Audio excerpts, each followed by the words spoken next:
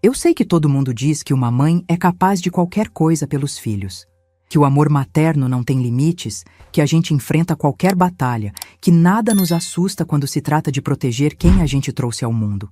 Mas essas pessoas, sinceramente, nunca precisaram olhar nos olhos do próprio filho e destruir a ilusão de felicidade que ele construiu com tanto cuidado.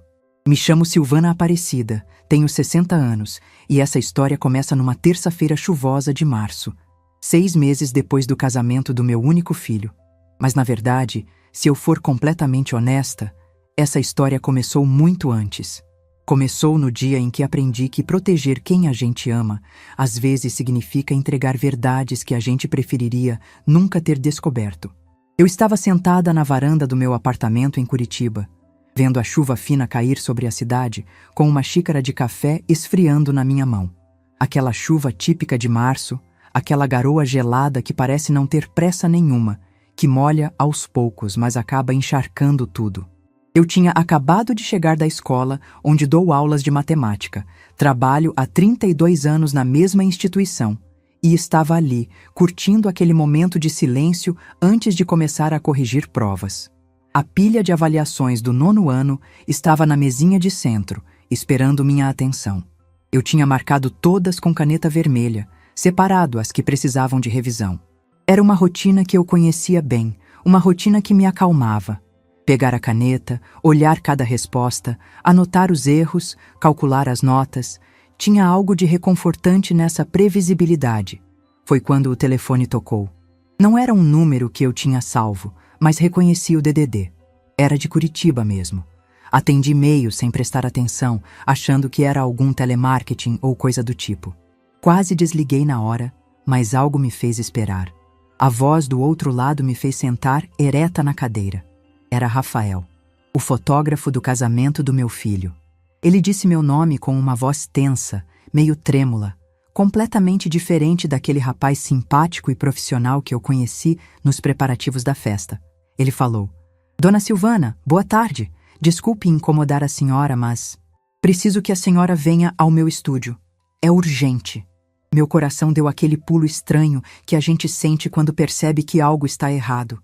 Meu estômago se contraiu. Deixei a xícara de café na mesa com cuidado, tentando manter a voz calma. Perguntei se tinha acontecido alguma coisa com as fotos, se havia algum problema técnico, se ele precisava de algum documento. Mas ele me interrompeu com uma frase que me gelou por completo. "Não conte nada ao Felipe ainda, por favor. A senhora precisa ver com seus próprios olhos."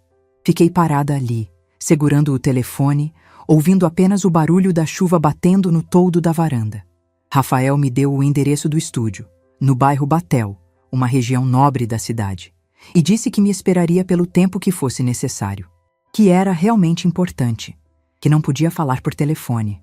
Desliguei o telefone e fiquei olhando para a tela apagada, tentando processar o que tinha acabado de ouvir. Não conte nada ao Felipe ainda. Por que eu contaria algo ao meu filho sobre fotos de casamento? O que tinha naquelas imagens que eu precisava ver antes dele? Minha cabeça começou a criar 1000 cenários. Talvez alguém tivesse se comportado mal durante a festa e Rafael tinha registrado. Talvez tivesse acontecido algo constrangedor que ele queria me avisar antes de entregar o álbum final. Talvez algum convidado tivesse feito algo inadequado que apareceu nas fotos. Talvez... Eu não sabia. Simplesmente não sabia. Mas a urgência na voz dele, aquele tom de quem está carregando um peso, me dizia que era algo mais sério. Algo que ele não conseguiu guardar para si mesmo por mais tempo. Peguei minha bolsa, vesti um casaco sobre a blusa que estava usando e saí. Nem pensei em pegar meu carro. Já tinha vendido faz tempo para ajudar a pagar o casamento. E mesmo que tivesse, estava nervosa demais para dirigir. Desci até a portaria do prédio e pedi para o porteiro chamar um táxi. Seu Marcos, o porteiro da tarde, me conhece há mais de 15 anos. Ele deve ter percebido que algo estava errado, porque me olhou com aquela preocupação genuína de quem se importa e perguntou se eu estava bem. Tentei sorrir e disse que sim, que era só uma coisa que precisava resolver. Mas minha voz saiu trêmula, pouco convincente. O táxi chegou em menos de 5 minutos. Entrei no banco de trás e dei o endereço ao motorista. Ele era um senhor de uns 50 e poucos anos, bem falante, Começou a conversar sobre o tempo, sobre o trânsito, sobre como a cidade estava crescendo, sobre as obras intermináveis na avenida principal. Eu respondia no automático, apenas sim, é verdade, mas minha mente estava completamente em outro lugar. Olhava pela janela embaçada, vendo a cidade passar meio borrada pelas gotas de água e pensava no meu filho. Felipe tem 32 anos agora. É engenheiro civil, trabalha numa construtora grande, tem uma carreira promissora pela frente. Sempre foi um menino bom, estudioso, responsável. Mesmo depois de perder o pai aos 24 anos, ele se manteve firme, terminou a faculdade, construiu sua vida. Eu tenho tanto orgulho dele que às vezes dói no peito de tão intenso. E há 6 meses ele tinha se casado com Júlia. Uma cerimônia linda, uma festa maravilhosa. Eu tinha chorado de emoção vendo meu filho feliz, vendo ele construir uma família. Tinha sido um dos dias mais importantes da minha vida. O que poderia ter nas fotos daquele dia que Rafael precisava me mostrar com tanta urgência? Durante todo o trajeto até o Batel, fiquei olhando pela janela embaçada pela chuva. Curitiba é uma cidade linda, com suas árvores em todas as ruas, suas praças bem cuidadas, suas construções que misturam o antigo e o moderno, os prédios históricos preservados convivendo com os espigões modernos. As araucárias gigantes que dão personalidade à cidade.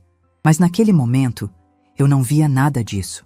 Só via meu reflexo no vidro molhado, uma mulher de 60 anos com o rosto marcado pela preocupação. O táxi parou em frente a um prédio comercial elegante no Batel. Paredes de vidro, entrada sofisticada, um daqueles lugares onde profissionais bem-sucedidos têm seus escritórios. O motorista anunciou que tínhamos chegado. Paguei a corrida e desci sob a chuva fina, entrando rapidamente no saguão do edifício. O interior era moderno, com piso de mármore, plantas ornamentais, uma recepcionista educada que me cumprimentou. O estúdio de Rafael ficava no 3º andar. Entrei no elevador de paredes espelhadas e apertei o botão. Meu reflexo me olhava de volta. Cabelos grisalhos presos num coque simples, pouquíssima maquiagem, uma blusa azul marinho discreta. Eu parecia exatamente o que era. Uma professora de matemática de 60 anos, mãe dedicada, viúva trabalhadora. O elevador subiu suavemente e parou no 3º andar. As portas se abriram para um corredor silencioso, com carpete cinza e paredes brancas. Havia apenas 3 portas naquele andar. A do meio tinha uma placa discreta. Rafael Cavalcante. Fotografia. Respirei fundo, tentando acalmar o coração que batia cada vez mais rápido, e toquei a campainha. Rafael abriu a porta em menos de 10 segundos. E a expressão no rosto dele me assustou mais do que qualquer palavra poderia. Não era a cara do rapaz simpático e profissional que eu conhecia. Era uma expressão de constrangimento profundo, misturado com pena, misturado com uma espécie de indignação contida. Os olhos dele tinham aquele olhar de quem não dormiu direito por vários dias, de quem estava carregando um peso que não sabia como dividir. Ele disse apenas: "Dona Silvana, obrigado por ter vindo", e me convidou a entrar com um gesto da mão. O estúdio era bonito, exatamente como eu lembrava da única vez que tinha vindo aqui para acertar os detalhes do contrato.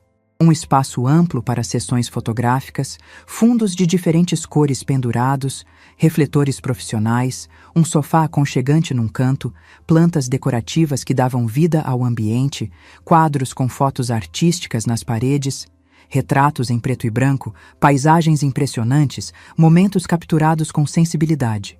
Mas Rafael não me levou para aquela área. Me levou direto para uma sala menor nos fundos, sua sala de edição. Era um espaço mais compacto, mas equipado com tecnologia de ponta. Computadores de última geração com telas enormes, 2 monitores adicionais montados na parede, equipamentos caros de edição de imagem, discos rígidos externos organizados em prateleiras. As paredes eram pintadas de cinza escuro, provavelmente para não refletir luz nas telas. Ele puxou uma cadeira estofada para mim e pediu que eu me sentasse. Ofereceu água. Aceitei porque minha garganta estava seca de repente, como se tivesse andado horas no sol. Rafael se sentou na cadeira giratória em frente ao computador principal, mas não mexeu em nada ainda. Ele olhou para mim com aquela expressão de quem está prestes a dizer algo terrível e não sabe por onde começar. Passou a mão pelos cabelos escuros, suspirou fundo, olhou para o teto como se pedisse forças. Foi quando ele finalmente falou: Dona Silvana, eu fiquei com isso na consciência durante 6 meses. Tentei esquecer, tentei racionalizar, tentei achar que não era da minha conta, mas não consegui. A senhora sempre foi tão gentil comigo durante todo o processo do casamento, pagou tudo direitinho e no prazo, me tratou com tanto respeito, com tanta consideração. Eu não podia, simplesmente não podia deixar o Felipe viver uma mentira. Meu estômago se contraiu violentamente. Senti como se alguém tivesse apertado meus órgãos internos. Uma mentira? Foi tudo o que consegui dizer, e minha voz saiu num sussurro rouco. Rafael suspirou novamente, passou a mão pelo cabelo uma segunda vez, um gesto nervoso que ele parecia fazer sem perceber, e então clicou no mouse. A tela grande na parede se iluminou e uma sequência de fotos apareceu. À primeira vista, eram apenas fotos normais do casamento. Convidados conversando em pequenos grupos, pessoas rindo com taças de champanhe na mão, o jardim iluminado por aquelas luzinhas de LED que criavam uma atmosfera mágica, as mesas decoradas com arranjos de flores brancas. Mas então, Rafael começou a dar zoom em detalhes que eu jamais teria notado olhando casualmente. A primeira imagem era da cerimônia. Felipe estava de costas para a câmera, ajeitando alguma coisa no terno, conversando com um dos padrinhos. Era um momento descontraído, antes da entrada oficial da noiva. Mas se você olhasse para o fundo da foto, lá estava Júlia. Ela estava a alguns metros atrás dele, teoricamente esperando sua entrada, segurando o buquê. E ela olhava para o lado com uma expressão no rosto que me fez o sangue gelar. Rafael deu mais zoom. A imagem ficou mais nítida. Era Diego que ela olhava. Diego, o padrinho, o amigo de infância de Felipe, aquele menino que eu conhecia desde criança, que almoçou tantas vezes na minha casa. E Diego olhava de volta para Júlia. Não era um olhar casual. Não era um olhar de "Oi, tudo bem?" Não era um olhar de cunhados cordiais se cumprimentando. Era um olhar carregado de algo que me fez a respiração travar no peito. Era intimidade. Era cumplicidade. Era conhecimento. Aquele tipo de olhar que duas pessoas trocam quando compartilham segredos. Quando tem uma história que ninguém mais sabe. Isso ainda poderia ser coincidência, Rafael disse com voz baixa, quase apologética. Eu também pensei isso no começo. Tentei me convencer de que estava vendo coisas que não existiam. Ele passou para a próxima foto. Era durante a festa, quando os convidados já estavam à vontade. A celebração estava em pleno andamento. Felipe estava num canto do salão, conversando animadamente com um grupo de amigos da faculdade de engenharia. Eu lembrava daquele momento. Eles estavam relembrando histórias engraçadas da época de estudantes, rindo alto, se divertindo. E lá, nos fundos da imagem, perto da parede decorada com um painel de flores brancas, estavam Júlia e Diego. Eles conversavam encostados na parede. A linguagem corporal deles era inequívoca para quem sabia ler esses sinais. Júlia tinha uma das mãos no braço dele, os dedos delicados tocando o tecido do terno. Diego se inclinava para perto demais, invadindo completamente o espaço pessoal dela, sussurrando algo no ouvido dela. Ela sorria de um jeito diferente. Não era o sorriso que ela dava para os convidados ou para Felipe. Não era aquele sorriso social, educado, de noiva feliz recebendo cumprimentos. Era um sorriso íntimo, cúmplice, de quem está compartilhando algo secreto, algo proibido, algo que não deveria estar acontecendo ali. Isso eu capturei sem querer, Rafael explicou, sua voz carregada de uma tristeza genuína. Estava fotografando a decoração do salão para o meu portfólio profissional quando eles apareceram no fundo do enquadramento. Só notei isso depois na edição, quando estava revisando todas as imagens. E aí comecei a procurar mais, a prestar atenção em outros momentos. Meu coração estava acelerado agora, batendo tão forte que eu podia sentir o pulso latejando nas têmporas.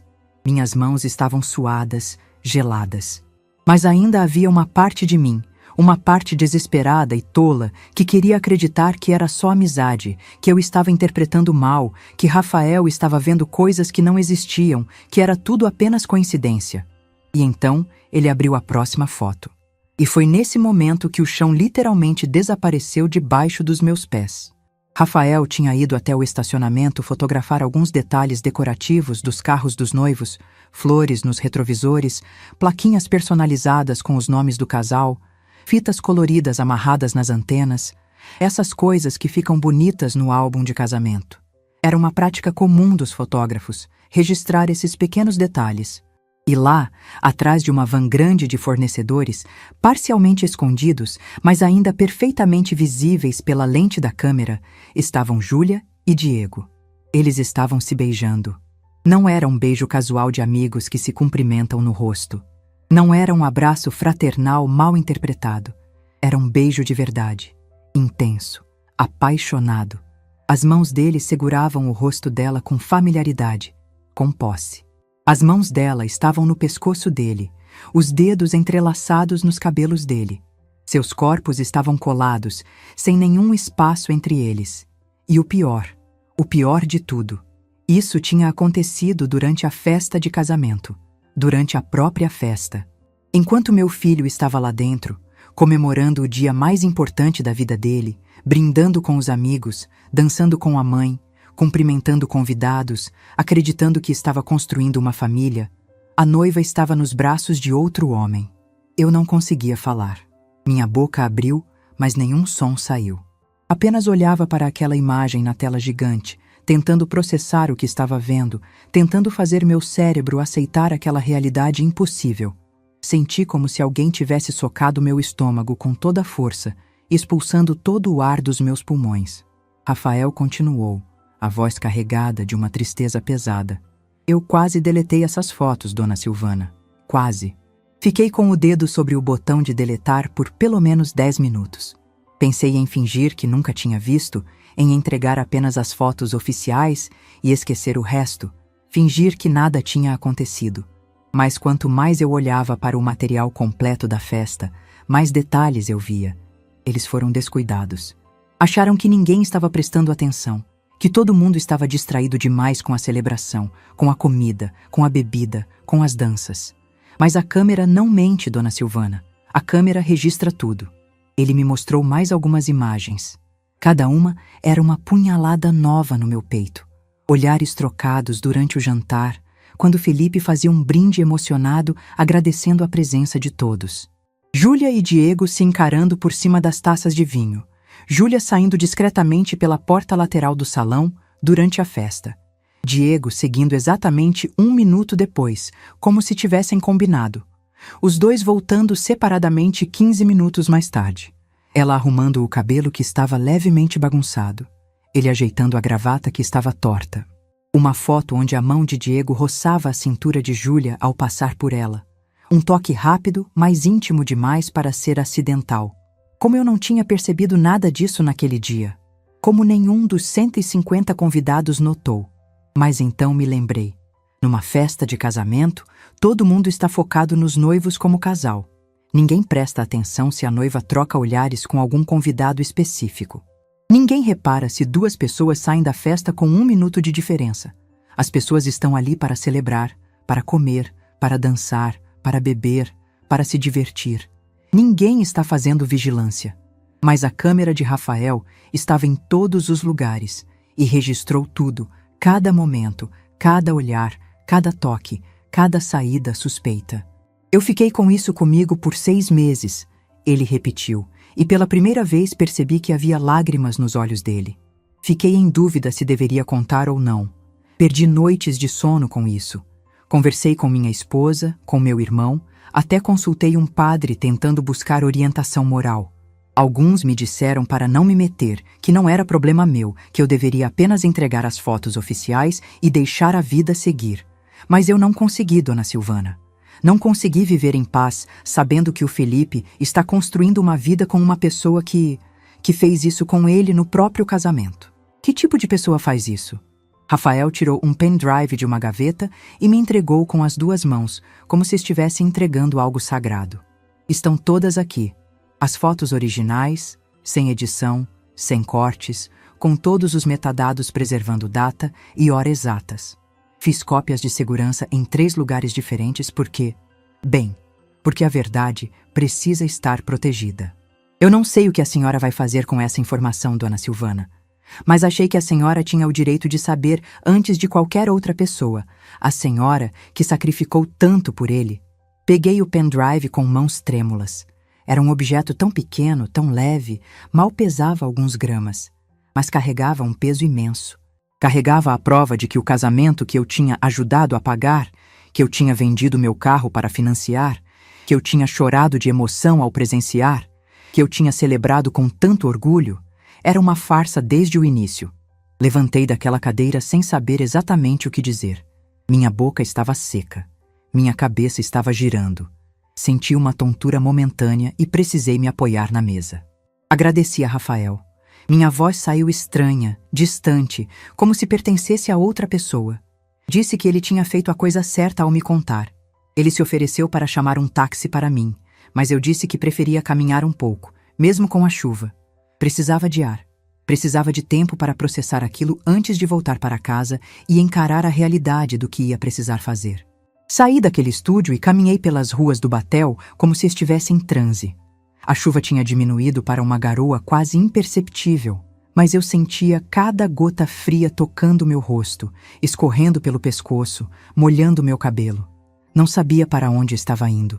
Apenas caminhava, um pé na frente do outro, automaticamente. Segurava o pendrive dentro da bolsa com tanta força que meus dedos doíam. Era como segurar uma granada prestes a explodir. Um objeto tão pequeno, tão leve, mas que carregava o peso de uma verdade capaz de destruir tudo o que meu filho construiu nos últimos 3 anos.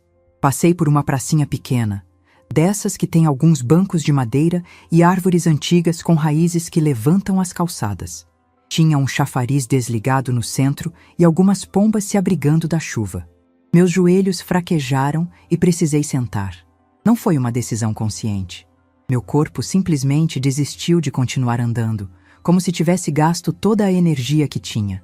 Sentei naquele banco molhado pela chuva, com minha roupa já encharcada, o casaco pesando nos ombros, e foi só então que tudo desabou. Chorei. Chorei como não chorava desde o dia em que perdi Antônio 8 anos atrás. Aquele tipo de choro que vem do fundo do peito, que rasga a garganta, que sai em soluços descontrolados, que não tem jeito de segurar. Coloquei as mãos no rosto e deixei que as lágrimas se misturassem com a garoa fina que continuava caindo. Eu tinha vendido meu carro, o único carro que me restou do Antônio, a última coisa material que ainda me conectava com ele, com aqueles anos em que éramos uma família completa.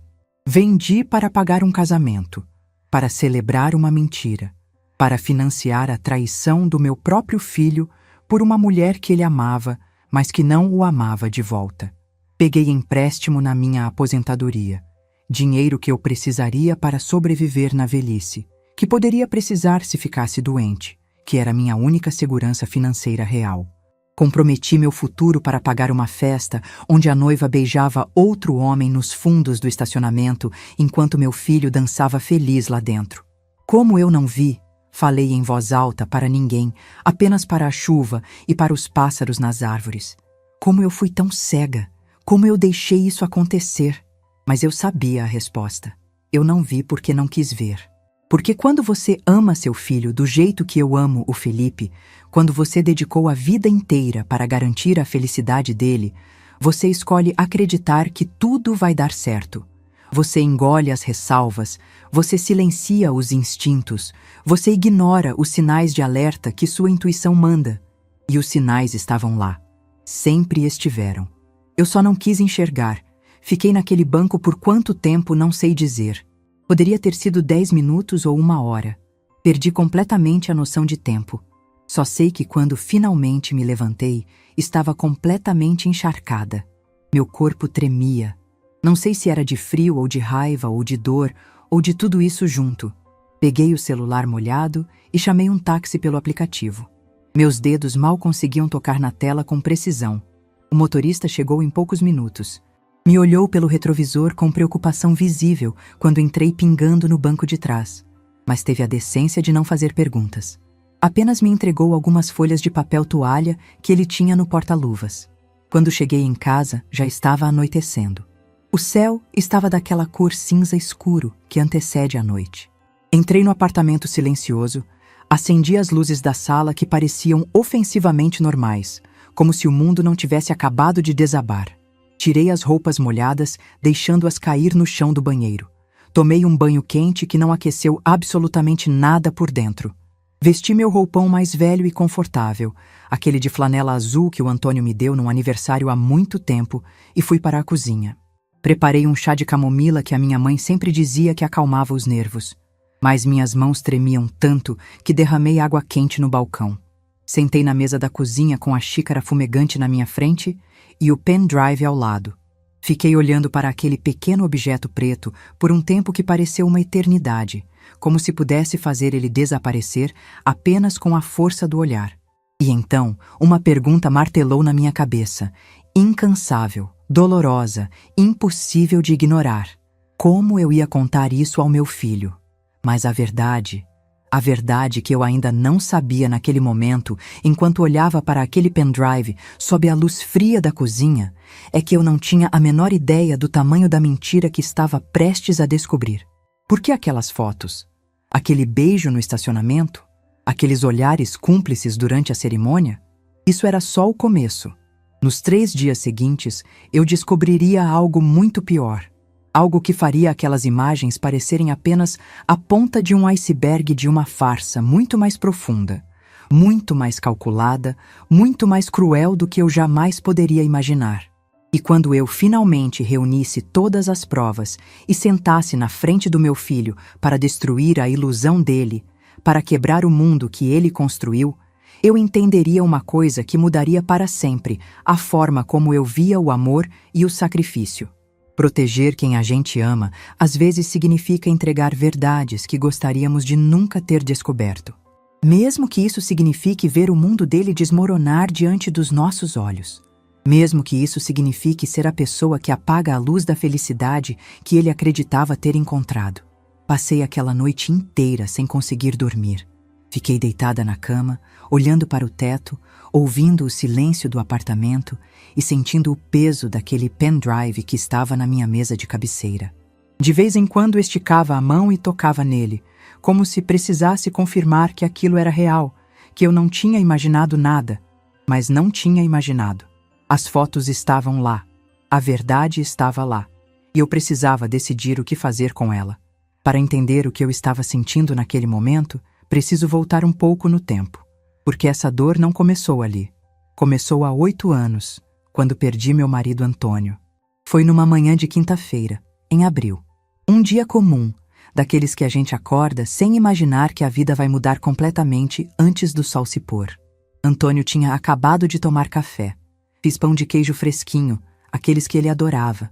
Ele comeu 3, me deu um beijo na testa e foi se arrumar para o trabalho. Eu estava na pia lavando a louça, com as mãos cheias de espuma, quando ouvi um barulho surdo vindo do quarto.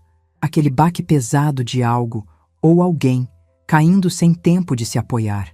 Corri. Meu coração já estava disparado antes mesmo de abrir a porta. Antônio estava caído no chão, ao lado da cama, com uma das mãos apertando o peito. Os olhos arregalados de dor e medo. Aquele medo de quem sabe que algo muito grave está acontecendo. Liguei para o SAMU desesperada. Fiquei ali segurando a mão dele que estava gelada, tão gelada, dizendo para aguentar, que a ajuda estava vindo. Olhei para o relógio na parede contando cada segundo. 17 minutos até a ambulância chegar, mas ele não aguentou. Os paramédicos tentaram reanimá-lo ali mesmo. Massagem cardíaca, desfibrilador, medicamentos. Eu assisti tudo da porta, rezando baixinho. Quando um deles olhou para mim e balançou a cabeça negativamente, minhas pernas simplesmente cederam. Escorreguei pela parede até sentar no chão frio do corredor. O cheiro de pão de queijo ainda estava na casa. Aquele cheiro quentinho de uma manhã normal. Mas nada mais era normal. Felipe tinha 24 anos. Estava na faculdade de engenharia. Tive que ligar e dar a notícia. Não sei como consegui formar as palavras. Ele chegou 1 hora depois, pálido, em choque.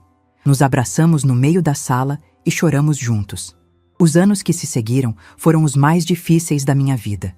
Eu precisava trabalhar para nos sustentar. Voltei a dar aulas de matemática depois de 24 anos afastada. Consegui vagas em 3 escolas diferentes. Trabalhava de manhã, tarde e algumas noites. Nos fins de semana, dava aulas particulares. E ainda não era suficiente. Felipe precisava de material, livros, passagem, alimentação. Eu não queria que ele abandonasse a faculdade para trabalhar. Então comecei a fazer bolos e salgados nas horas vagas. Teve uma noite que eu nunca vou esquecer. Era véspera de uma festa grande, 500 coxinhas e 300 empadinhas. Precisava do dinheiro para os livros técnicos do Felipe. Cheguei em casa às 10 da noite depois de 3 turnos. Minhas pernas estavam inchadas, minhas costas doíam, mas não podia parar. Tinha aquela encomenda. Coloquei o avental, amarrei o cabelo e comecei. O relógio marcava 1h da manhã. 2, 3. Eu estava fritando a última remessa quando simplesmente desabei. Escorreguei pela porta da geladeira até sentar no chão frio, com o cheiro de fritura impregnado em tudo. E chorei. Chorei baixinho para não acordar Felipe. Chorei de cansaço, de solidão, de saudade do Antônio. Fiquei ali até 5 da manhã, quando era hora de levantar de novo. Mas me levantei. Sempre me levantei. Porque era isso que uma mãe fazia. Felipe se formou aos 26 anos. Foi um dos dias mais felizes da minha vida. Todo sacrifício valeu naquele momento. Depois que começou a trabalhar, finalmente pude reduzir minha carga. Continuei dando aulas, mas apenas em uma escola. Parei de fazer encomendas. Finalmente consegui dormir mais de 5 horas por noite. Foi há 3 anos que Felipe conheceu Júlia. Numa festa da empresa. Ele ficou encantado. Disse que ela era linda, elegante, educada. Trabalhava como gerente numa loja de roupas de luxo, vinha de família rica de Londrina. Marquei de conhecê-la algumas semanas depois. Preparei uma feijoada caprichada. Fiquei nervosa a manhã inteira. Júlia chegou pontualmente. Vestido branco claramente caro, sapatos de salto, bolsa de couro. Foi cordial durante o almoço. Respondeu minhas perguntas sobre a família. Pai dono de distribuidora, mãe administradora, irmã cursando odontologia. Mas teve momentos que me incomodaram. Comentei sobre um brechó onde encontrei livros antigos por bom preço. Júlia fez uma cara de nojo disfarçado e disse: eu não consigo comprar coisas usadas. Tenho uma certa repulsa, sabe? Mais tarde, quando Felipe foi ao banheiro, ela olhou ao redor do apartamento com aquela expressão de quem está calculando o valor. Perguntou se era alugado ou meu. Quando disse que era meu, ela comentou: que bom! Imóvel próprio é sempre um patrimônio para deixar para os filhos, né? Principalmente filho único. Aquela frase ficou ecoando na minha cabeça por dias. Ela estava medindo, calculando, avaliando o que Felipe herdaria de mim. Semanas depois, visitei o apartamento deles. Júlia mencionou que a mãe tinha ganhado um SUV importado do pai. Olhou para Felipe e disse rindo: quando seu avô passar aquela herança, a gente também pode pensar num carro melhor, né, amor? Felipe ficou constrangido. Disse que não ficava bem falar sobre herança de avô vivo, mas Júlia insistiu. Mas é só planejar. Seu avô tem 80 anos. É realista. Engoli aquela sensação. Disse para mim mesma que estava sendo sensível demais. Júlia tinha crescido em família rica, estava acostumada com conversas abertas sobre dinheiro. Depois de 1 ano e meio, Felipe pediu Júlia em casamento. Ela aceitou. Eu abracei meu filho e disse que estava feliz. E estava, apesar das ressalvas. Os preparativos começaram. Júlia queria uma festa grande, elegante, sofisticada. O orçamento era astronômico. Felipe tinha algum dinheiro da herança do avô paterno, mas não era suficiente. Foi quando ofereci ajuda. Vendi o carro que Antônio tinha deixado. Peguei empréstimo consignado. Usei todas minhas economias. Contribuí com quase metade dos gastos. Júlia ficou feliz com a ajuda financeira, mas nunca me agradeceu diretamente. Era sempre através do Felipe. Foi nessas reuniões que conheci Rafael, o fotógrafo. Muito profissional, educado. Mostrou um portfólio impressionante. Diego seria um dos padrinhos. Eu conhecia aquele menino desde que ele e Felipe tinham 9 anos. Estudavam juntos. Eram inseparáveis na infância. Quantas vezes Diego almoçou em casa, dormiu no sofá, me chamou de tia Silvana? Era simpático quando criança, mas sempre teve aquele jeitinho de contornar situações. Antônio dizia que Diego tinha lábia de vendedor. Quando cresceram, Diego nunca conseguiu se fixar em emprego nenhum. Vendedor, promoter, bartender, sempre pulando de galho em galho. Quando Felipe anunciou Diego como padrinho, não questionei. Eram amigos de infância, mas senti uma pontinha de incômodo que não conseguia explicar. Finalmente chegou o dia do casamento. Setembro do ano passado. Foi um sábado ensolarado. A cerimônia seria no final da tarde, num sítio lindo nos arredores da cidade. Fui ao salão fazer cabelo e maquiagem com Júlia e as madrinhas. O ambiente estava animado. Júlia radiante experimentando o vestido. Mas eu me sentia estranha. Uma sensação no fundo do peito que não conseguia nomear. Afastei aqueles pensamentos. Era só nervosismo de mãe. A cerimônia começou às 5h30. O sol baixo criava a luz dourada perfeita. Felipe esperava no altar com os padrinhos, incluindo Diego. Quando Júlia entrou, senti meus olhos encherem de lágrimas. Meu menino estava se casando. A cerimônia foi linda. Felipe e Júlia trocaram alianças. Disseram sim. Se beijaram sob aplausos. Rafael circulava discretamente, capturando cada momento. A festa foi maravilhosa. Buffet impecável. Decoração deslumbrante. Dancei com Felipe, que me abraçou apertado e disse: "Obrigado por tudo, mãe." Foi um dos momentos mais especiais da minha vida. Mas teve um momento que me incomodou. Eu tinha ido ao banheiro e estava voltando quando vi, de relance, Júlia e Diego conversando perto da porta dos fundos. Estavam afastados da festa, numa área mais escura. A linguagem corporal deles me chamou a atenção, muito próximos. Diego falava no ouvido dela. Ela ria de um jeito íntimo. Parei por um segundo observando. Senti algo estranho no estômago. Mas então uma madrinha me chamou para a foto e deixei aquilo de lado. Diego era amigo de infância. Devia ser conversa normal. Agora, sabendo o que estava realmente acontecendo, aquela cena ganha significado completamente diferente. E dói saber que eu vi, que meu instinto percebeu, mas escolhi ignorar. Olhando para trás agora, com a verdade nas mãos, tudo faz sentido. Os comentários sobre herança. O interesse em patrimônio. Os cálculos. Júlia não se casou com Felipe por amor. Se casou por segurança financeira. E manteve Diego por paixão. Eu tinha vendido meu carro, comprometido minha aposentadoria, trabalhado até o esgotamento por anos. Tudo para ver meu filho feliz.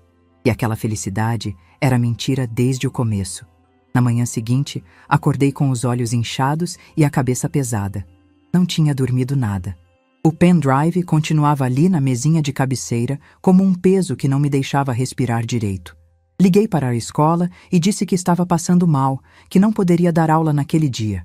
A coordenadora ficou preocupada. Era raro eu faltar, mas não fez muitas perguntas. Desliguei o telefone e fiquei ali sentada na cama, sem saber o que fazer primeiro. Minha primeira reação foi ligar para alguém. Precisava dividir aquilo com alguém. Precisava de uma voz que me dissesse que não estava enlouquecendo, que aquilo era real. Peguei o celular e disquei o número de Marisa. Marisa é minha amiga há mais de 30 anos. Nos conhecemos quando nossos filhos estudavam na mesma escola. Ela sempre foi aquela pessoa que fala a verdade na cara, que não tem papas na língua, mas que também é a primeira a aparecer quando você precisa. Ela atendeu no terceiro toque. "Silvana, bom dia, amiga. Tudo bem?" Minha voz saiu trêmula. "Marisa, você pode vir aqui em casa? Agora? É urgente." Ela não perguntou nada. Apenas disse: "Já estou saindo. Chego em 20 minutos." Levantei, tomei um banho rápido, vesti uma roupa qualquer e fui fazer café. Precisava fazer alguma coisa com as mãos para não enlouquecer de vez. Quando a campainha tocou, quase corri até a porta. Marisa entrou com aquela cara de preocupação que só as verdadeiras amigas conseguem ter.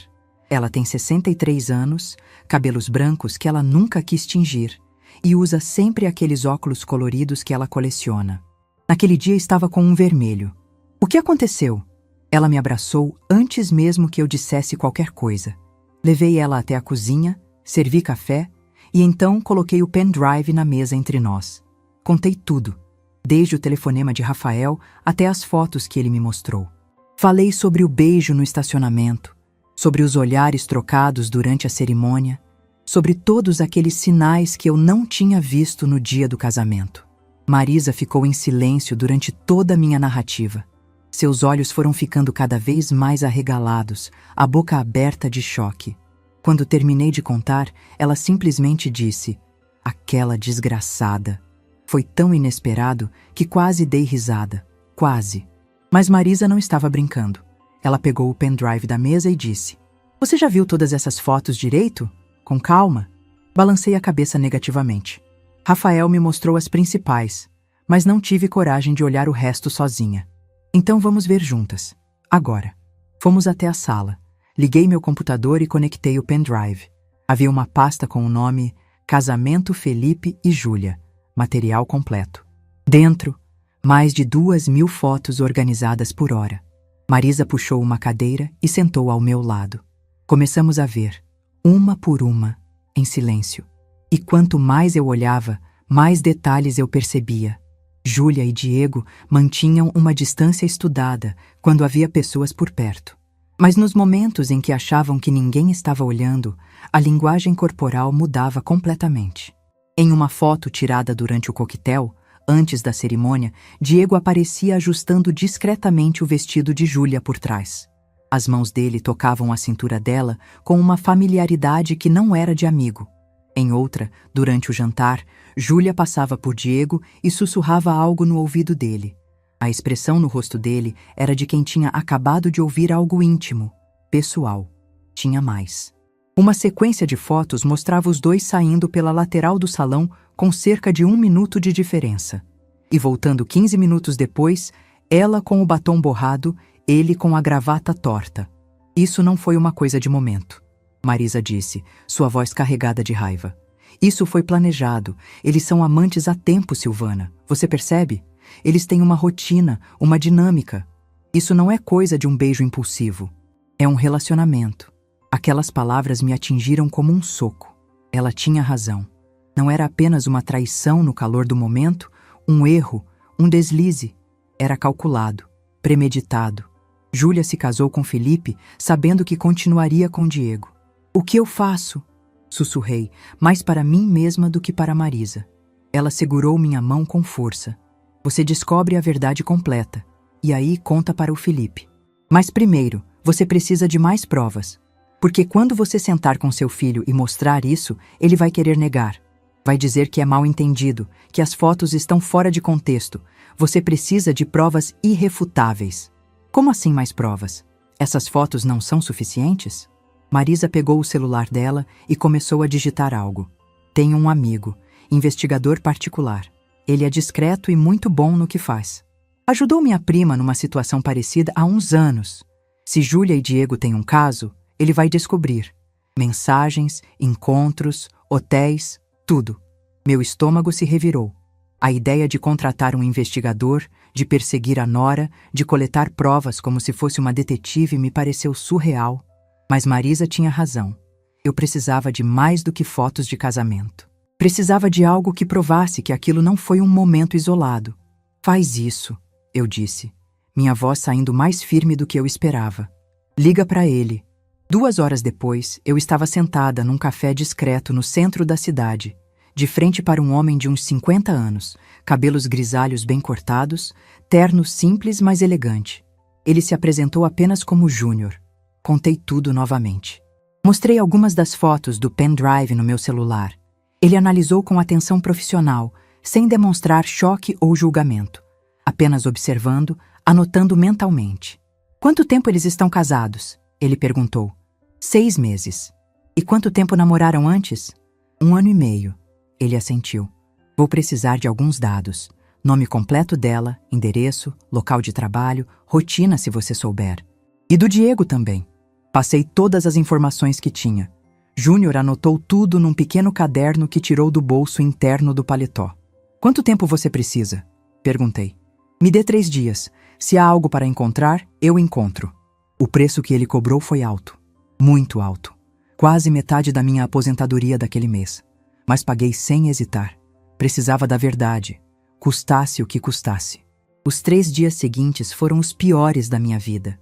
Não conseguia me concentrar em nada. Dava aula no automático, corrigia provas sem realmente ler as respostas.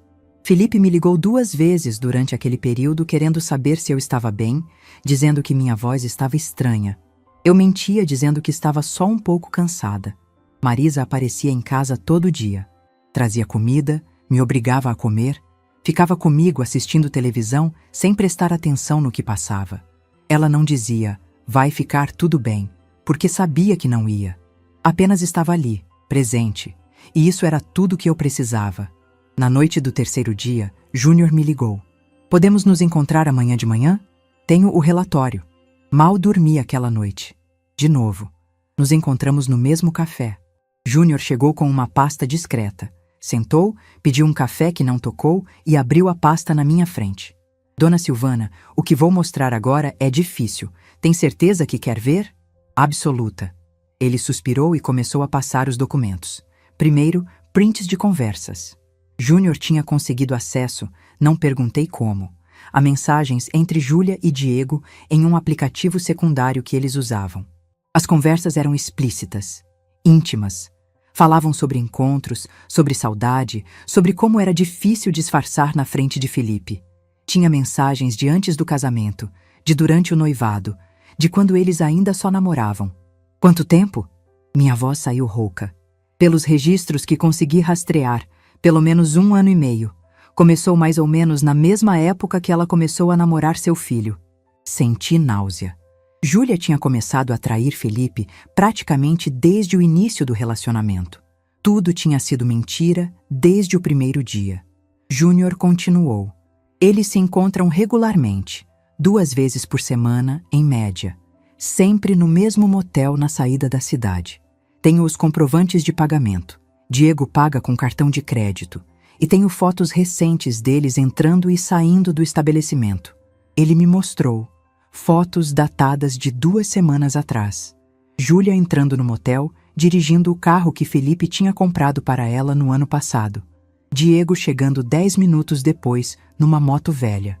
Sobre o Diego, Júnior continuou. Ele está numa situação financeira complicada. Tem dívidas com agiotas, já passou cheque sem fundo, está com o nome sujo na praça. Trabalha com bicos, principalmente como bartender em festas e eventos. Não tem estabilidade nenhuma. Tudo fazia sentido agora. Júlia escolheu Felipe porque ele tinha estabilidade, emprego fixo, perspectiva de herança. Mas não quis abrir mão de Diego, provavelmente a pessoa por quem ela realmente tinha sentimentos. Então decidiu ter os dois. Segurança financeira com Felipe, paixão com Diego. E eu, trouxa, tinha financiado essa farsa vendendo meu carro. Tem mais uma coisa, Júnior disse, hesitante. Encontrei conversas onde eles falam sobre o futuro. Diego pressiona Júlia para deixar o Felipe. Ela sempre responde que não é o momento certo, que precisa de mais tempo, que está juntando dinheiro. Juntando dinheiro? Repeti, confusa. Seu filho faz uma transferência mensal para a conta dela? Para gastos da casa? Faz. R$2.000. Júnior assentiu gravemente. Ela não está usando esse dinheiro para casa. Está guardando numa conta separada que o Felipe não sabe que existe. Já tem quase 15.000 acumulados. Pelos registros de conversa, o plano parece ser juntar o suficiente e depois pedir o divórcio, alegando que o casamento não deu certo. Meu sangue ferveu. Não era apenas traição. Era roubo, era premeditação, era uma armação fria e calculada para sugar o máximo que pudesse do meu filho antes de descartá-lo. Júnior fechou a pasta e me entregou. Está tudo aqui. Prints das conversas, fotos datadas, comprovantes, relatório completo da investigação. É mais do que suficiente para uma separação litigiosa onde o Felipe não perde nada. Paguei o restante do valor combinado. Agradeci.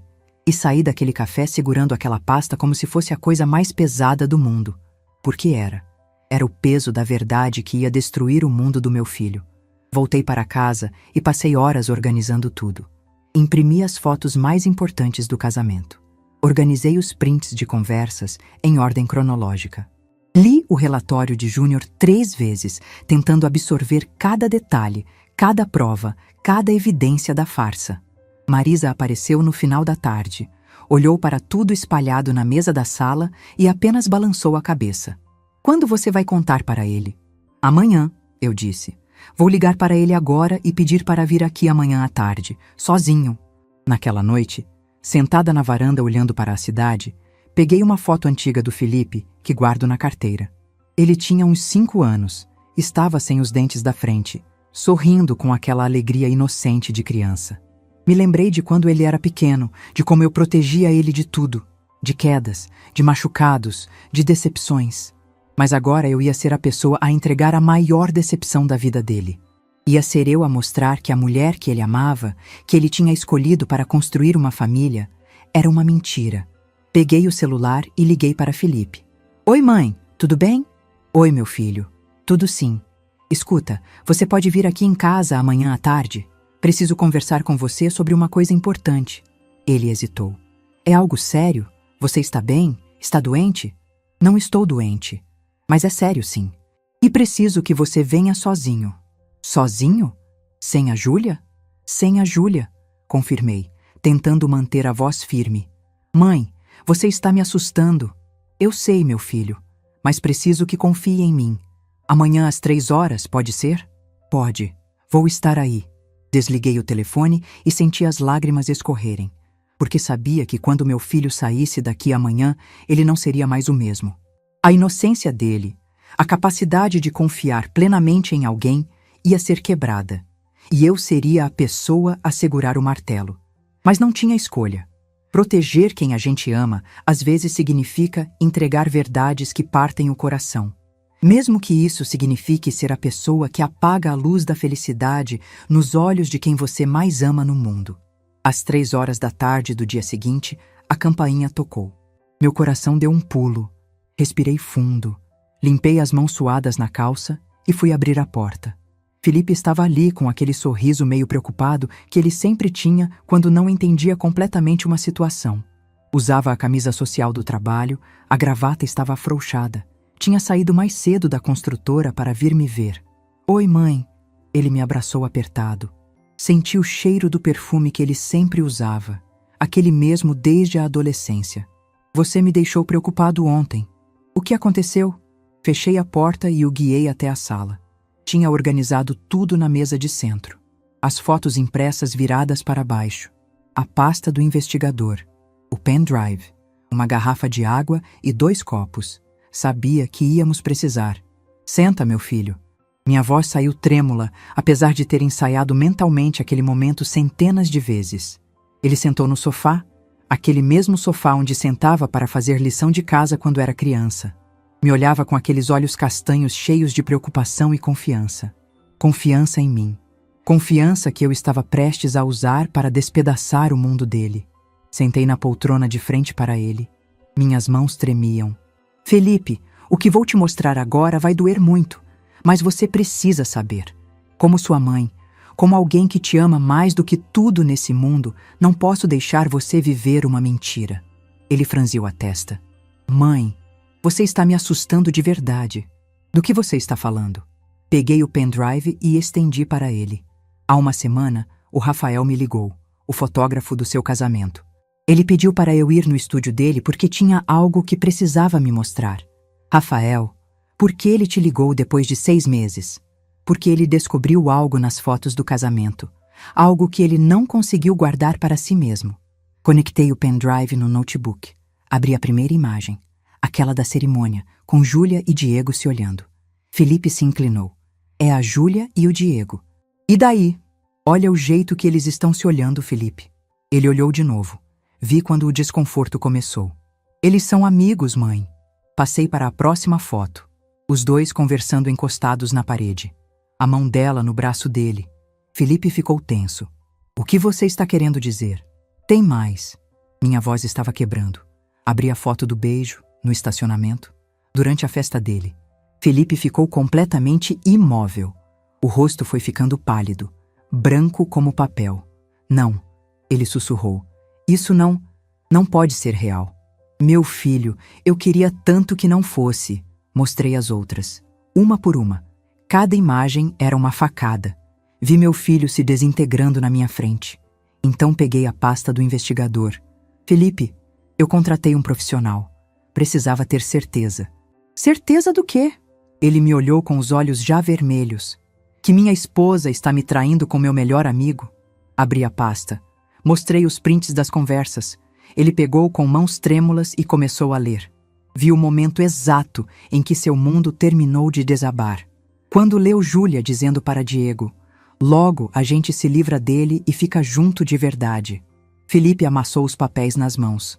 Levantou e começou a andar pela sala, respirando rápido, tendo um ataque de pânico. Eu preciso ir lá, agora. Preciso ouvir da boca dela. Quer que eu vá com você? Não. Isso eu faço sozinho. Mas quando ele estava saindo, segurei seu braço. Felipe, não importa o que ela disser. Não deixe ela te fazer acreditar que você tem culpa. Você não tem. Ele assentiu, pegou as provas e saiu. As 2 horas seguintes foram tortura.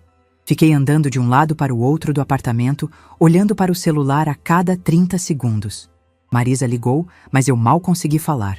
Quando o telefone finalmente tocou com o nome dele na tela, atendi antes do primeiro toque terminar. Felipe? Mãe. A voz dele estava estranha. Posso voltar aí? Claro, meu filho. Enquanto esperava, preparei chá, arrumei o sofá, fiz tudo o que podia para manter as mãos ocupadas.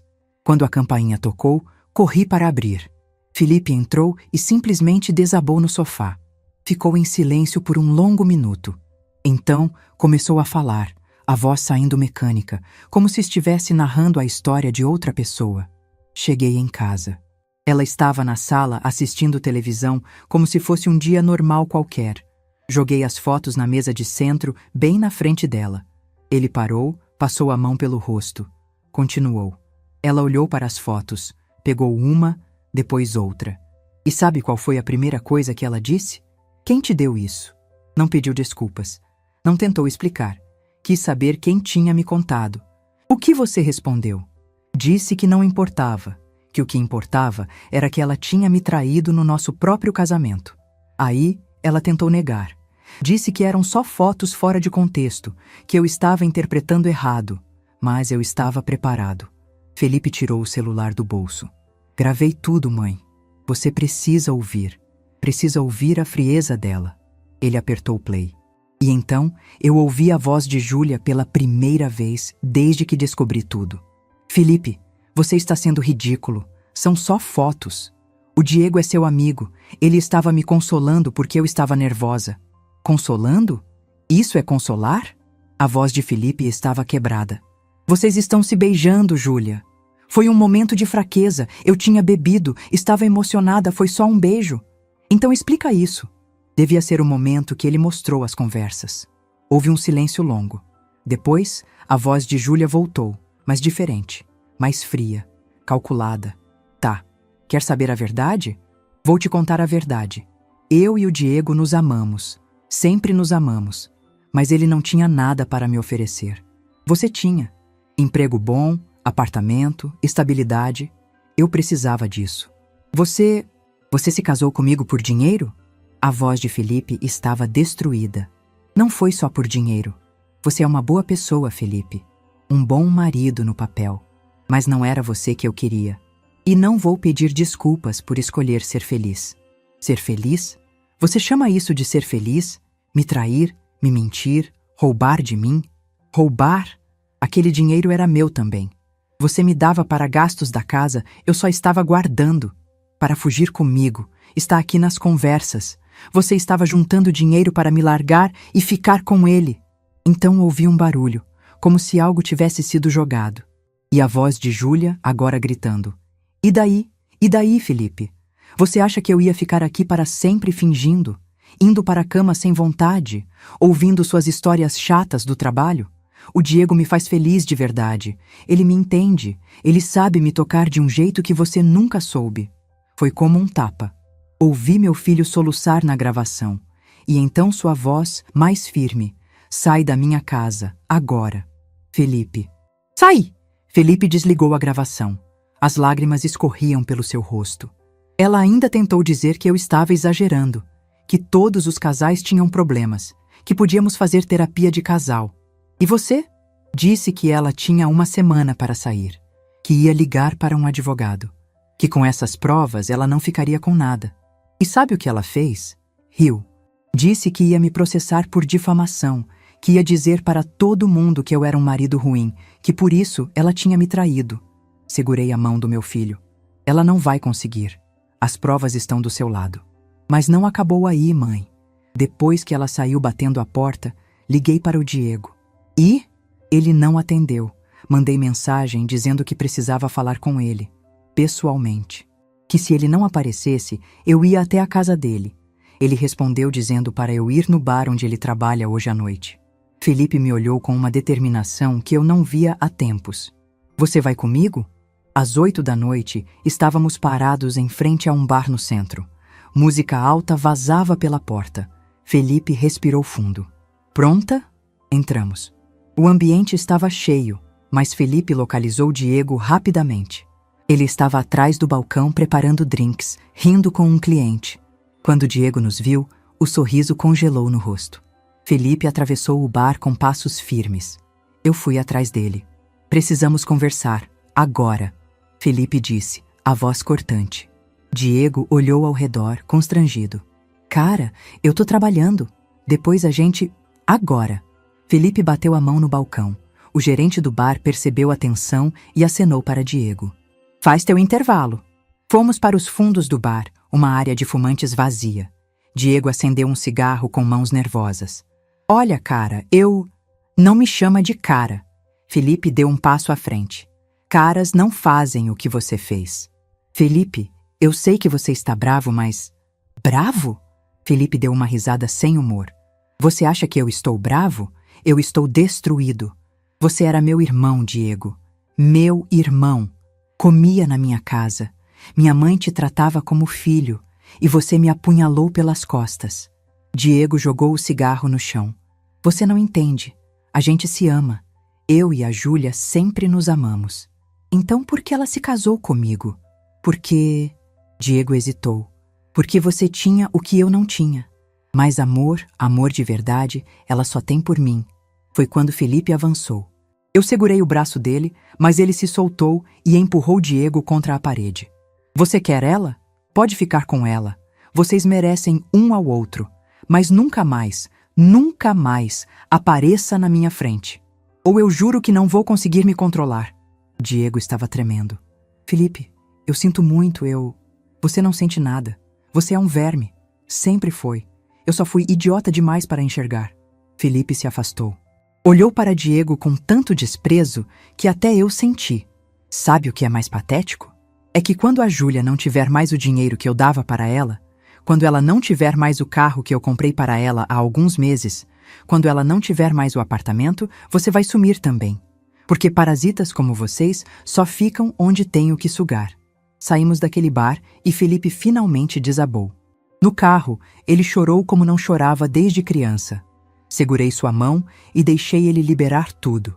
As semanas seguintes foram de reconstrução lenta. Felipe contratou o melhor advogado que conseguiu. Com as provas, o processo foi rápido. Júlia tentou contestar, mas não tinha como negar fotografias, conversas e comprovantes bancários. Ela teve que devolver os 15 mil que tinha desviado. Teve que sair do apartamento levando apenas as roupas. O carro que Felipe tinha comprado para ela, logo após o casamento, ele vendeu. Cada real voltou para ele. Mas a vitória jurídica não trouxe paz. Felipe entrou em depressão profunda. Perdeu 7 quilos em um mês. Faltava no trabalho. Quando eu ligava, mal conseguia manter conversa. Sugeri terapia. Ele foi. E lentamente, muito lentamente, começou a se reconstruir. 3 meses depois da separação, ele apareceu na minha porta com uma mala. Mãe, posso morar aqui por um tempo? Eu não aguento mais ficar naquele apartamento sozinho. Tem ela em cada canto. Claro, meu filho, esse sempre foi seu lar. Arrumei o quarto dele. Lençóis limpos, o armário organizado. Quando ele viu tudo pronto, chorou. Eu estraguei tudo, não foi? Segurei o rosto dele. Você não estragou nada. Você foi traído por 2 pessoas que não mereciam você. E vai se recuperar. Vai levar tempo, mas vai. Ele morou comigo por 4 meses. Foram meses de café da manhã caprichado, filmes à noite, conversas na varanda. A terapia foi fazendo efeito. Ele foi entendendo que não teve culpa. E numa manhã de domingo, tomando café juntos, ele disse: Mãe, obrigado por ter tido coragem de quebrar minha ilusão. Você me salvou. Se não tivesse me contado, eu teria desperdiçado anos com uma mentira. Você me libertou. Naquele momento, entendi que, apesar de toda a dor, tinha feito a escolha certa. Porque proteger quem a gente ama, às vezes, significa entregar verdades que destroem, mas que também libertam. Hoje, 1 ano e meio depois daquele telefonema de Rafael que mudou tudo, estou sentada na mesma varanda onde essa história começou. A diferença é que agora não é uma tarde chuvosa de março. É um domingo ensolarado de setembro, exatamente 1 ano depois que Felipe oficializou o divórcio. E meu filho está na minha cozinha fazendo panquecas e rindo. Rindo de verdade. Aquele riso solto, genuíno, que eu achei que nunca mais voltaria a ouvir. O caminho até aqui foi longo, muito mais longo e doloroso do que qualquer um de nós imaginava. Mas hoje, olhando para trás, consigo ver que cada passo daquele caminho era necessário. Depois que Felipe veio morar comigo, os primeiros meses foram os mais difíceis. Ele acordava no meio da noite com pesadelos. Tinha dias que não conseguia sair da cama, perdia o apetite e eu precisava praticamente forçá-lo a comer alguma coisa. A terapia foi fundamental. O psicólogo dele, Dr. Marcelo, um senhor de uns 60 anos com aquela paciência infinita, foi desconstruindo cada camada de culpa que Felipe carregava. Foram meses até ele entender de verdade que não tinha feito nada errado, que tinha sido vítima de uma manipulação calculada. Marisa continuou sendo minha rocha durante todo esse processo. Aparecia em casa com marmitas, ficava conversando comigo quando Felipe estava dormindo, me lembrava de cuidar de mim também enquanto cuidava dele. E Rafael virou um amigo de verdade. Ele apareceu aqui em casa uns 2 meses depois de tudo ter explodido. Tocou a campainha numa tarde de sábado, trazendo um bolo de cenoura que a esposa dele tinha feito. Disse que estava preocupado, que queria saber como estávamos. Felipe estava no quarto naquele dia, num dos dias ruins. Quando contei para Rafael, ele pediu para falar com ele. Fiquei receosa no começo, mas deixei. Eles conversaram por quase 1 hora. Quando saíram do quarto, os dois tinham os olhos vermelhos, mas Felipe estava diferente. Mais leve de alguma forma. Depois descobri que Rafael tinha contado para Felipe sobre um casamento dele que não deu certo quando ele era mais novo. Tinha sido traído também. Tinha sobrevivido. Tinha encontrado amor de novo. E agora era feliz de verdade. Desde então, Rafael vira amigo da família. Almoça aqui em casa alguns domingos. Felipe até foi ao batizado da filha dele mês passado. É engraçado como as piores situações às vezes trazem as pessoas certas para nossas vidas. Quanto a Júlia e Diego, soube o desfecho da história deles por acaso, uns 5 meses atrás. Estava no supermercado quando encontrei uma antiga colega de trabalho de Júlia. Ela não conseguiu esconder a empolgação de contar as fofocas. Aparentemente, assim que Júlia saiu do apartamento e ficou sem a mesada que Felipe dava, Diego durou exatamente 3 semanas ao lado dela. 3 semanas. Júlia teve que voltar para Londrina, para a casa dos pais, completamente sem dinheiro. O carro tinha sido vendido. Ela perdeu o emprego na loja porque o escândalo se espalhou. Ninguém quer uma gerente envolvida em traição pública e roubo. Diego voltou para a rotina de sempre, pulando de bico em bico, sem estabilidade, provavelmente já procurando a próxima pessoa para usar. Quando contei isso para Felipe, esperava alguma reação forte. Raiva, satisfação, algo. Mas ele apenas deu de ombros e disse: "Eles fizeram a cama deles. Agora deitem nela." Foi nesse momento que percebi. Meu filho tinha realmente superado. Não era mais sobre eles. Era sobre ele, sobre reconstruir a própria vida. Felipe vendeu o apartamento 4 meses atrás. Disse que não conseguia mais estar lá, que cada canto tinha memórias ruins.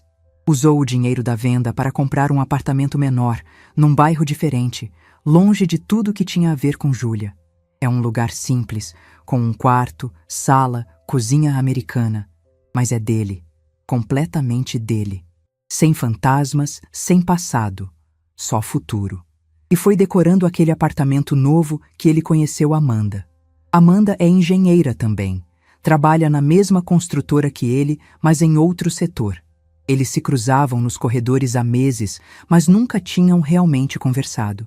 Até que um dia, Felipe estava na loja de móveis escolhendo um sofá completamente perdido, e Amanda apareceu fazendo compras também. Eles começaram a conversar sobre decoração. Ela deu umas dicas. Ele agradeceu. Tomaram um café e daí começou uma amizade que, uns 2 meses atrás, virou algo mais. Conheci Amanda mês passado. Felipe trouxe ela aqui para almoçar num domingo, nervoso como um adolescente apresentando a primeira namorada. Ela é completamente diferente de Júlia. Simples, natural, usa pouca maquiagem, tem um sorriso genuíno. Veio de chinelo, trouxe um bolo simples que ela mesma fez, me ajudou a lavar a louça depois do almoço, mesmo eu dizendo que não precisava. E o mais importante, o jeito que ela olha para o meu filho, com carinho real, com interesse genuíno quando ele fala sobre o trabalho, com aquela atenção verdadeira que não dá para fingir. Não estou dizendo que Felipe vai se casar com ela. Não estou dizendo que essa é a pessoa definitiva. Mas estou dizendo que meu filho aprendeu a reconhecer a diferença entre alguém que te ama de verdade e alguém que te usa. E isso é tudo. A notícia do escândalo se espalhou, é claro. Curitiba pode ser uma cidade grande, mas os círculos sociais são pequenos. Muitos dos convidados do casamento ficaram sabendo da verdade. Alguns ligaram para Felipe demonstrando apoio. Outros simplesmente sumiram, provavelmente sem saber o que dizer. Teve gente que tomou partido de Júlia, acreditando na versão dela de que Felipe era um marido negligente. Mas a maioria, quando soube das provas, das fotos, das conversas, entendeu quem realmente tinha sido a vítima. Felipe perdeu alguns amigos nesse processo. Pessoas que ele achava que eram próximas, mas que desapareceram quando ele mais precisou. Mas também descobriu quem realmente importava. E no fim, ficou com menos pessoas ao redor, mas com pessoas verdadeiras. Quanto a mim, aprendi coisas sobre mim mesma que nunca imaginei que precisaria aprender. Aprendi que ser mãe, às vezes, significa ser a portadora das piores notícias. Significa segurar o martelo que vai quebrar o mundo do seu filho, mesmo que cada fibra do seu ser esteja gritando para não fazer aquilo. Aprendi que amor não é só acolher e proteger, é também ter coragem de mostrar verdades que machucam, porque a dor temporária de uma verdade é sempre melhor que o sofrimento eterno de uma mentira. Aprendi que eu sou mais forte do que imaginava, que consegui passar pela viuvez, pelos anos de trabalho exaustivo, pela dor de ver meu filho despedaçado e ainda assim continuar de pé, ainda assim acordar todo dia e escolher seguir em frente. E aprendi algo muito importante sobre sacrifício. Durante anos, achei que amar o Felipe significava me sacrificar por ele. Vender meu carro, comprometer minha aposentadoria, trabalhar até a exaustão. E sim, tudo isso era amor. Mas o maior sacrifício que já fiz por ele não custou dinheiro, custou coragem. O maior sacrifício foi sentar na frente dele e destruir a ilusão de felicidade que ele tinha construído. Foi aguentar ver a dor nos olhos dele, sabendo que eu era a causa direta daquela dor naquele momento.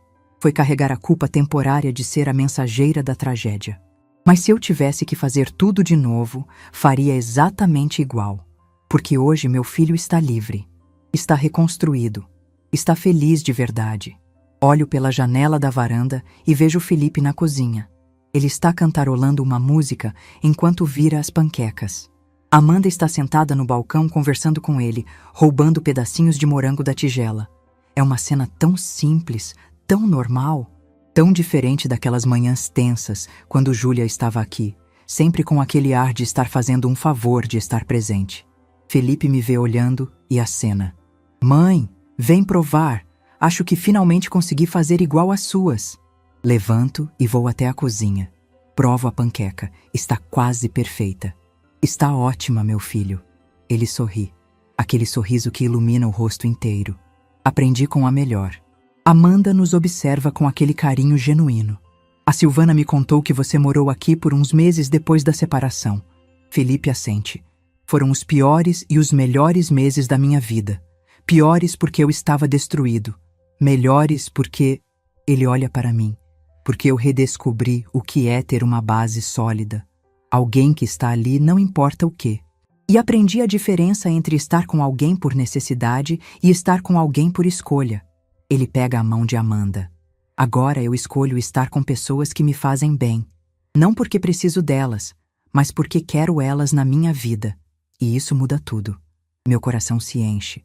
Porque ali, Naquela cozinha simples, num domingo de manhã comum, está a prova viva de que a gente consegue se reconstruir.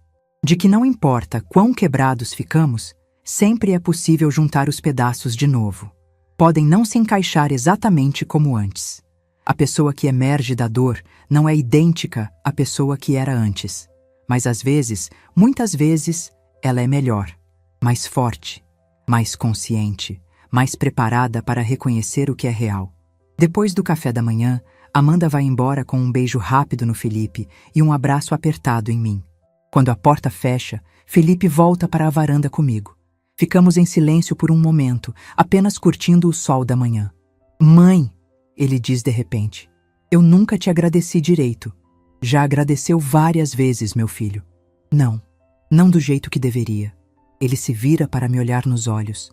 Você acabou com a minha vida naquele dia. Literalmente destruiu tudo que eu achava que era real. E eu fiquei com raiva de você por um tempo, sabia? Essa confissão me pega de surpresa. Não sabia. Pois é, lá no fundo, numa parte irracional de mim, eu fiquei com raiva de você por ter me mostrado. Não da Júlia, não do Diego, mas de você. Porque enquanto eu não soubesse, eu ainda podia fingir que era feliz. Ele limpa uma lágrima que escapa. Mas agora eu entendo. Você não acabou com a minha vida naquele dia. Você salvou o resto dela. Você me impediu de desperdiçar anos, talvez décadas, vivendo uma mentira. Você me deu a chance de recomeçar enquanto ainda sou jovem, enquanto ainda tenho vida pela frente. Segurou minhas mãos. E mais do que isso, você me ensinou o que é amor de verdade. Amor de verdade não é só estar presente nos momentos felizes. É ter coragem de estar presente nos momentos horríveis. É fazer a coisa certa mesmo quando a coisa certa é a mais difícil. É sacrificar o conforto temporário pela verdade duradoura. Agora sou eu que estou chorando. Eu só fiz o que qualquer mãe faria. Não, mãe. Você fez o que uma mãe corajosa faria. Tem muita gente que teria olhado para aquelas fotos e decidido que não era problema delas. Que o filho era adulto e precisava resolver sozinho. Ou que teria ficado com medo de ser a mensageira da má notícia. Mas você não. Você encarou. Ele me abraça apertado. E por isso eu sou eternamente grato. Ficamos assim, abraçados na varanda, mãe e filho, sobreviventes de uma tempestade que quase nos destruiu, mas que no fim nos fez mais fortes. Quando Felipe vai embora algumas horas depois, fico sozinha no apartamento. Vou até o quarto e abro a gaveta onde guardei aquele pendrive. Aquele pequeno objeto que mudou tudo. Penso em deletar as fotos, em jogar o pendrive fora. Mas decido guardar. Não como lembrança da dor, mas como lembrança da coragem. Da coragem de fazer o que era certo mesmo quando era terrivelmente difícil. Volto para a varanda com uma xícara de chá. O sol está começando a se pôr, pintando o céu de laranja e rosa. Curitiba está linda, como sempre está no fim de tarde de setembro. E enquanto observo a cidade, penso em todas as mulheres que talvez estejam passando por algo parecido. Que talvez tenham descoberto verdades terríveis sobre pessoas que amam. Que estejam segurando segredos pesados, sem saber se devem contar ou não. Se eu pudesse falar com cada uma delas, diria isso. Conte a verdade. Por mais que doa, por mais que seja difícil, por mais que você tenha medo da reação, porque a dor da verdade é aguda, mas passageira. A dor da mentira é crônica e eterna. E para as pessoas que foram traídas, que tiveram seus mundos despedaçados, que acordam de manhã sem saber como vão conseguir passar o dia. Você vai conseguir. Não hoje, talvez não amanhã, mas vai conseguir. Vai chegar o dia em que você acorda e a dor não está mais sufocando. Vai chegar o dia em que você ri de verdade de novo. Vai chegar o dia em que você olha no espelho e reconhece a pessoa forte que se tornou. E você vai perceber que não foi a traição que definiu você. Foi a forma como você se levantou depois dela. O telefone toca. É Felipe. Mãe, esqueci de te contar. Vou receber uma promoção no trabalho. Vou ser coordenador de projetos. Meu filho, que maravilhoso! As coisas estão finalmente se encaixando. Ah, e a Amanda quer te convidar para jantar na semana que vem. Ela vai fazer lasanha. Vou adorar. Te amo, mãe. Também te amo, meu filho. Desligo o telefone e sorrio. Porque se tem uma coisa que essa história toda me ensinou é isso. A vida não é sobre não cair. É sobre quantas vezes você é capaz de se levantar. Não é sobre não ser traído. É sobre não deixar a traição te destruir. Não é sobre não sentir dor. É sobre não deixar a dor te definir. E, acima de tudo, é sobre escolher a verdade sempre, mesmo quando a mentira é mais confortável. Porque, no fim, somos livres não quando vivemos em ilusões felizes, mas quando temos coragem de encarar a realidade e ainda assim escolher seguir em frente. Hoje eu tenho meu filho de volta. Não o mesmo de antes, mas uma versão melhor dele. Mais forte, mais consciente, mais preparado para a vida. E isso vale cada lágrima derramada, cada noite sem dormir, cada momento de dor. Porque eu não salvei apenas meu filho, eu o libertei. E no processo, me libertei também. Se essa história tocou seu coração, deixe seu like, se inscreva no canal e comente aqui embaixo.